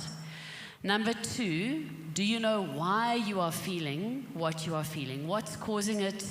What's been happening recently? What happened before? The 3rd thing we would ask you is, what do you want to do with this feeling? If you do this, what will be the outcome? If you do that, where will it lead you? And then the 4th question we would say is, what do you want to draw on, either within you or within your community and the people around you, that is healthy, that will get you through this? And we often say, we'll stand in the middle of the room and we'll say, every decision, everything you say, everything you think, either takes you towards what is important in your life and what's meaningful, or it takes you away from what is meaningful and important in your life. Everything that we do. So we would be saying, take tiny little steps towards what is meaningful and what would make you feel as if you don't want to be dead. And go through those 4 questions to try and start processing. Perhaps I can just add, Mads, that there are teenagers very often that feel they don't have anybody to talk to. They may not have a medical aid, they may not have a place to go to. Then someone like the South African Depression and Anxiety Group, I don't know whether there are other possibilities, maybe a way for people to actually connect through whom they can get help. And I think it's perhaps something that we can put on the screen at some stage, their details. But that type of question that we just had, need help, really need to get help. So we got a question here from another teen who said, my parents threatened me with a psych ward after I spoke to them about the issues I was struggling with some time ago. How can I talk to them about my self-harm without the fear of being sent away or being seen as mentally challenged? I don't know about you, but as I read questions like that, it's very obvious that there is such a fear or maybe even a lack of insight into resources around mental health. We know what to do with physical health. We can get over-the-counter medication, we can chat to a GP, we can see a pharmacist. If necessary, go see a specialist. Statistics say for mental health, from first symptom to treatment, most people wait 11 years before asking for help. We don't understand the spectrum of resources of how to just deal with emotions, how to unpack destructive behavior. That behavior is actually telling a story. And what is the story I'm telling myself? And I think there's such a lack of tools and resources around mental health spaces that it creates a fear often in a parent, where we then just have a knee-jerk reaction that there's something wrong with you. No, there's nothing wrong with you. We all live on the same spectrum. We're just in different spaces of it. We just need to empower people with resources. And one of the things I try to do a lot of is give people tools for self-care, community care, and pastoral care. Because these are some of the intro spaces. Not everyone can afford professional care. And I want to just quickly speak into really the spectrum of resources, that we don't have to immediately start panicking. That we can actually just sit and create safe spaces for our children to actually just start to have a place where they can say, hey, like, I am struggling with this emotion. I don't know what to do with it. Emotion is a language. Most people just know mad, bad, glad, and sad. We've got to educate people around emotional language, and there are tools, there are resources. And specifically for parents in the room, just because you maybe don't know the tools yourself doesn't mean it's too late to start. Because our kids are desperately crying out for safe spaces to say, hey, I'm struggling, but I don't want to just be sent away. And maybe there are times where intervention is needed, but at the same time, what you're struggling with is not your identity. If you're labeled with a mental health issue, that's not who you are. If you're diabetes, you don't walk around going, hi, my name's Mads, and I'm a diabetes sufferer. You know, your sickness doesn't define your value. And I think we've just got to really push into creating safe spaces where we can actually honestly just talk about our stuff and it be seen and heard. I don't know if you want to speak any further into that question. I just want to emphasize what Matt says, because I think that's what I often see. People are afraid to come for help, but then the mental issue becomes the problem. That becomes, other people see it, it actually, to a large extent, it controls their life. But as soon as you start getting the right help, you as an individual can start growing. Your personality start developing. The things that you enjoy can actually get a place in life, and you can be who you created to be.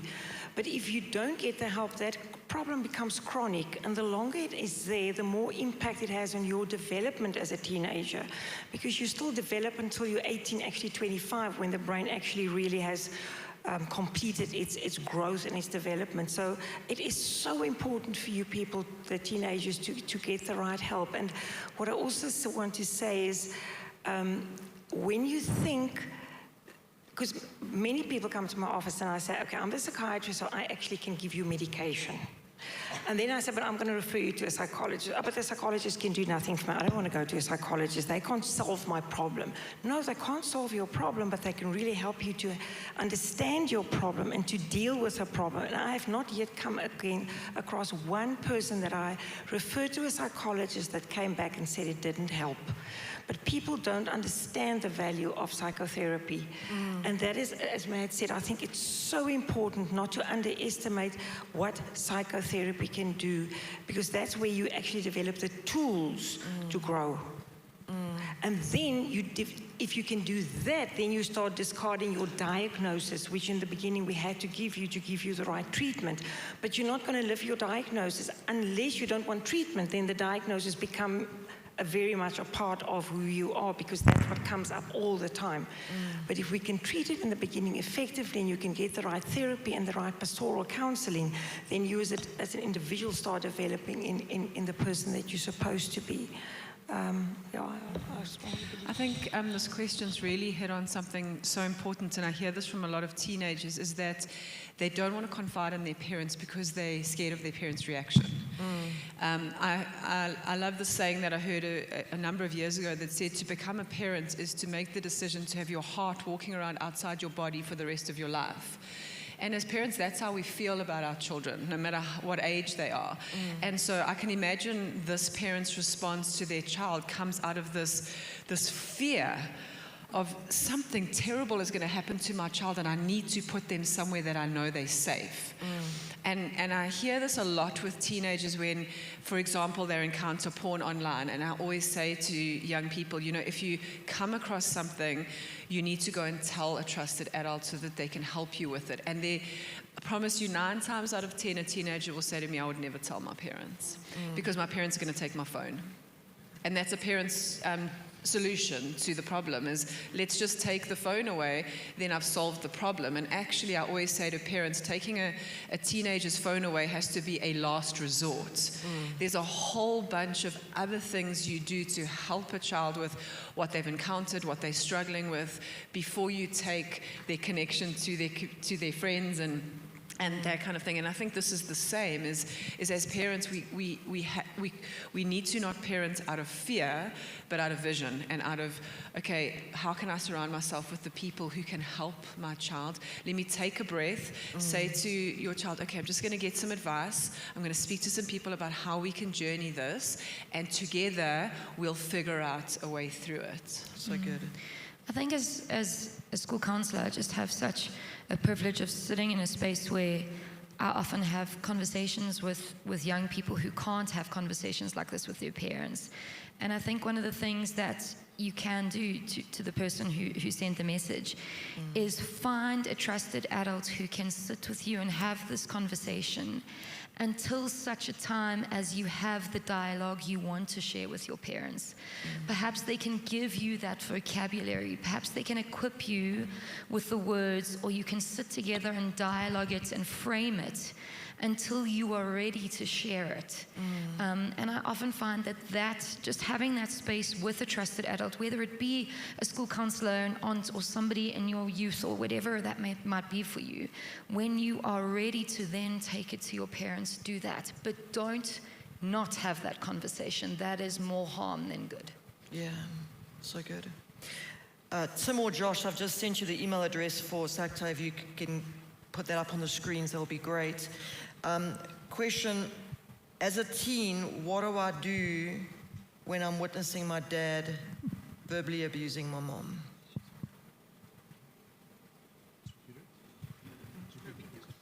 As a teen, what do I do when I'm witnessing my dad verbally abusing my mom?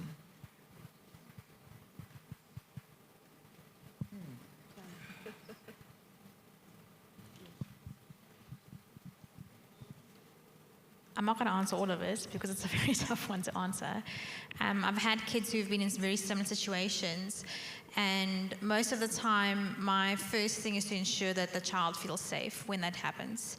So most of the time, it's helping them to identify that, do you have a safe place in your home that when this interaction occurs, it's somewhere where you can go where you feel okay. It's making them aware of resources or people that they can contact should things escalate to a point where they feel they need to do something. I think the tough thing is that they don't always want to call the authorities. They don't always want to get other people involved because they know that there might be other effects that might come off of that. So my first thing is find a place where you are safe. Sometimes you have to create it in your room, it's in your cupboard, it's in the garden, it's just a place where you can hide and almost just process what is happening around you and just have the tools with you that the day you want to call someone, you know exactly who that person is. Yeah, sorry, I mean, I was just sitting here, it's going through stories, sadly. And again, the key point is tell someone immediately about it, outside of that circle. Don't engage, especially if there's substance or alcohol or so forth involved. Don't engage your father in that space, because you might end up sadly being collateral damage. And I've dealt with grown men now with their own families where they still carry the scars of that situation when they were a child, where they did step in front of their father and they got punched and beaten up badly as well, up until a certain point. So at this stage, for that young person, don't get involved, get help immediately. I'm sure many have heard the saying, hurt people hurt people. And often this is the cycle that happens. In the Bible talks about we live in a world that is broken. We're all fallen, fickle, fragile, and fallible. No one is perfect. There's no perfect parent. There's no perfect kids. But often what happens when we find ourselves in really painful, destructive, abusive spaces, especially for young people, a young person's not going to go, or maybe a teenager would, but a young person's not going to go, flip, I think my parent needs therapy. Like there's something wrong with them, seriously. What a young person does, especially a preteen, is they absorb the dysfunction into their identity. There must be something wrong with me. And then that becomes the foundation of their identity, which they then grow up, become parents who believe and they have shame and guilt that there's something wrong with them. They turn to coping mechanisms that then repeat the cycle. And again, I want to speak this message of hope. You know, often we think the scripture that says the sins of the father are passed down from generation to generation. And most of the teens here, you may be even saying to yourself today, when I grow up, I will never be like my dad. I will never be like my mom. And many of us have said that, and then you catch yourself as a parent sounding just like what you vowed you would never be. And you're like, oh my gosh, I sound just like my mom. And we often think we have no choice. That, you know, that's what happened to me. I've got no choice. My mom never showed me physical affection. She wasn't emotional. She was quite narcissistic. She was very emotionally abusive. I'm not your typical hugger, but I had a choice where I said, here's the line. As for me and my house, I want to choose to do things differently. You always have a choice. You may be in a home where there is abuse, where there is violence, but you don't have to take on that into your identity. You can choose to align your thoughts to a different truth. And I think so many young people find themselves feeling powerless in abusive environments where they don't know what to do because they can't stop the person that is abusing. But focus on, what do I have control over? How can I even speak to my mom what her value is, that she doesn't deserve to be vomited on with fists? That actually you can draw a line in the sands and choose to take ownership and power over what you will accept and what you won't accept. But again, it's managing the internal narrative, and at the same time, even as you grow up, to say, I'm choosing to do things differently. I'm choosing to get the resources. And we've got the website up, it's the South African Depression and Anxiety group, is that correct? And they really do have incredible resources available. There are a lot of churches that have lay care ministries for those who can't afford professional counseling. There are resources out there. There are schools that are really trying to invest in these spaces because they can see the struggles that are out there. And I really encourage you to seek spaces, to kind of look for spaces, to look for information, to get help. You don't have to do this alone. I think that's our biggest heart in this space, that we really wanted to speak into the space, that there really are incredible resources out there. It's a matter of kind of leaning in. We only have a few minutes left, so I'm trying to... I don't know if anybody else wants to say something while I just quickly throw some. I'll just say something while you're looking for questions. And I don't know if this is a boy or a girl, this teenager, but I also just want to say that sometimes when you're in that situation, you think your mom is the one going through the trauma, and you maybe bear some responsibility to protect or care for her. But I just want to say to you that you're going through trauma too. Yeah. And you're being traumatized. And so sometimes I often see this with boys as they take on the responsibility of caring for their mom, and when they can't, they carry amazing guilt. And so I just want to encourage this teenager, find someone to talk to that can care for you. Yeah. Because you're dealing with stuff, and I've seen adults carry this from their childhood, you know, this, I couldn't protect my mom. Even in divorce, I see it, you know, where especially the boys, they try and care for and fix you know, the damage done by their dads to their moms. And yeah, so I just want to encourage this child to look after themselves as well, and to find someone to love and care for them through this, a safe place that they can process what's happening. Okay.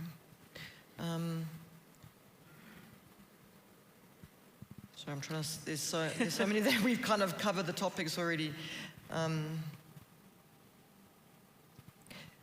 Does taking a substance help fix an emotion? No.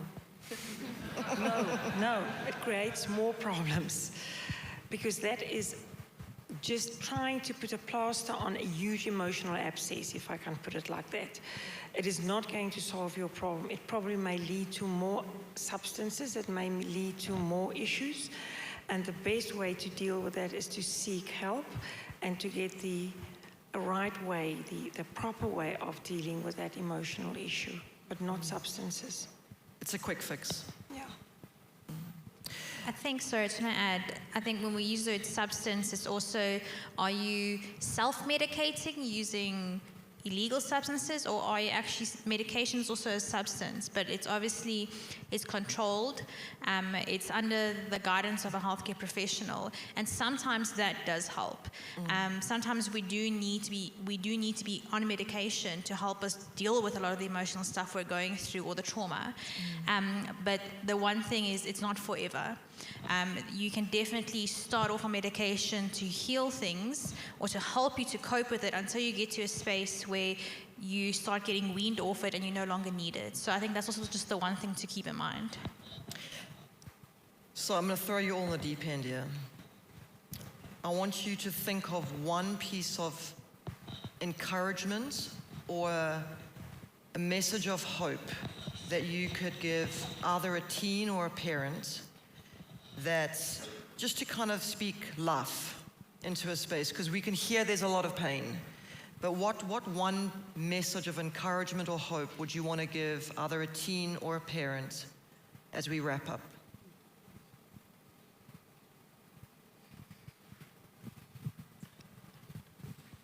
I'll go. I think it's to parents. Your kids are wildly resilient. I think that's the one thing I've seen even in the face of COVID.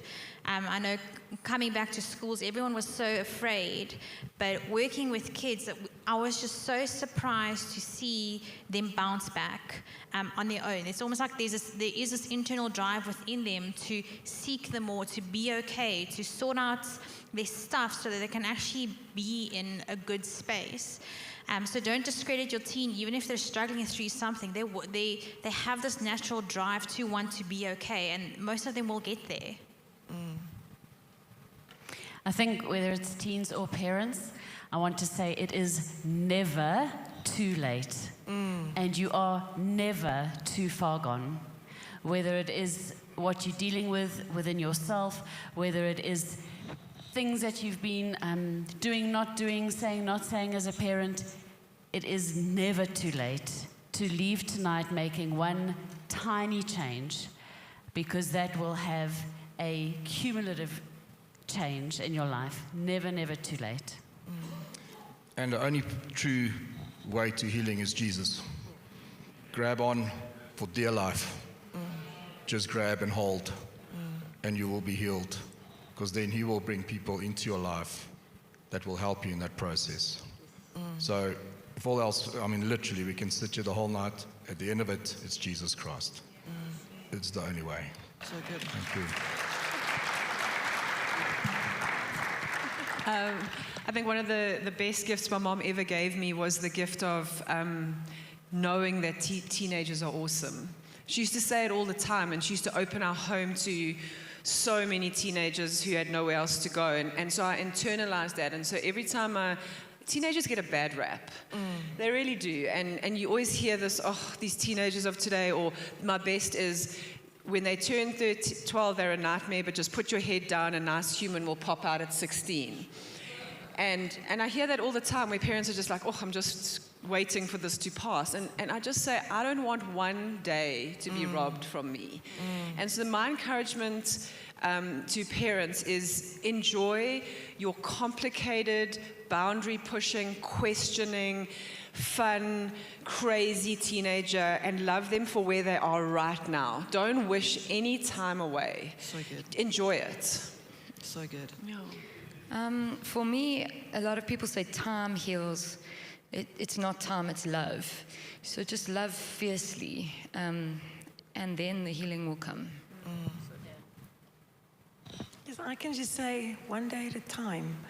And I want to add to what Wendy said, one small change changes a whole dynamic. If there's a certain balance, whether it's dysfunctional or not in a family, and one person changes, everything has to change.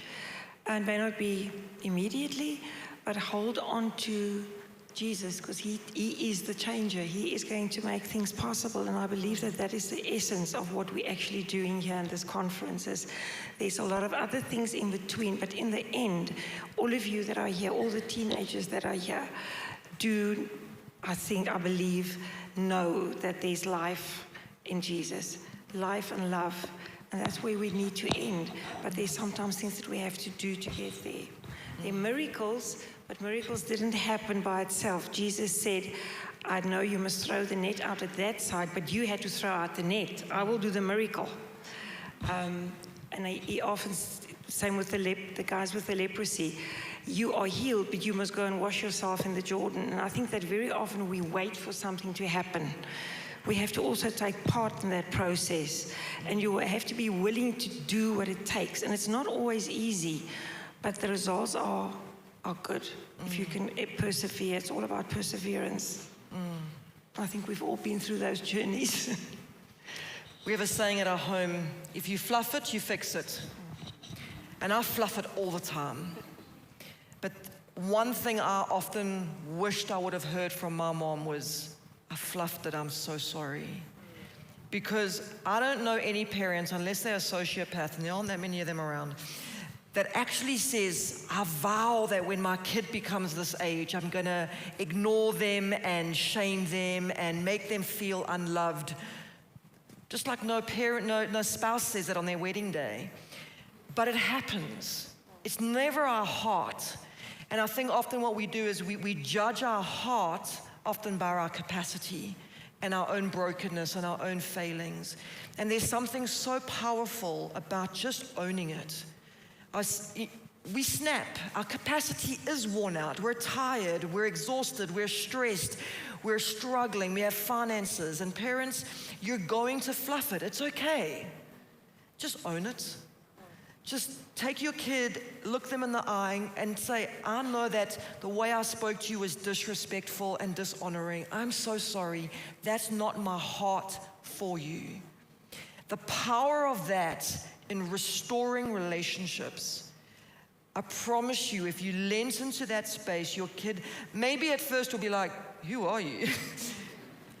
But as they genuinely start to see your heart, it can transform any relationship. So on behalf of the panel, thank you so much for giving up your time. I know you guys are incredibly busy.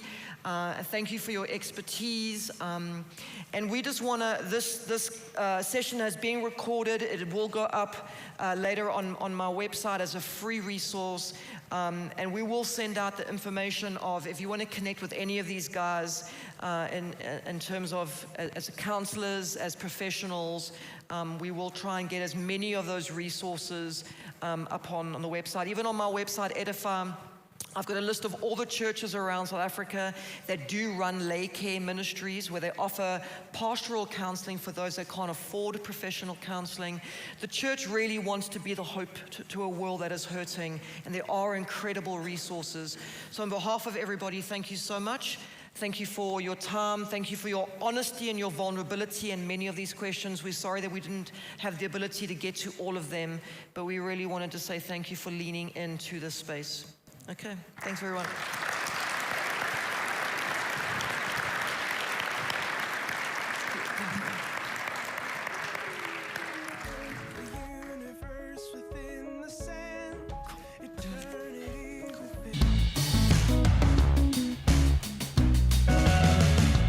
I am mountain, I am dust, constellation.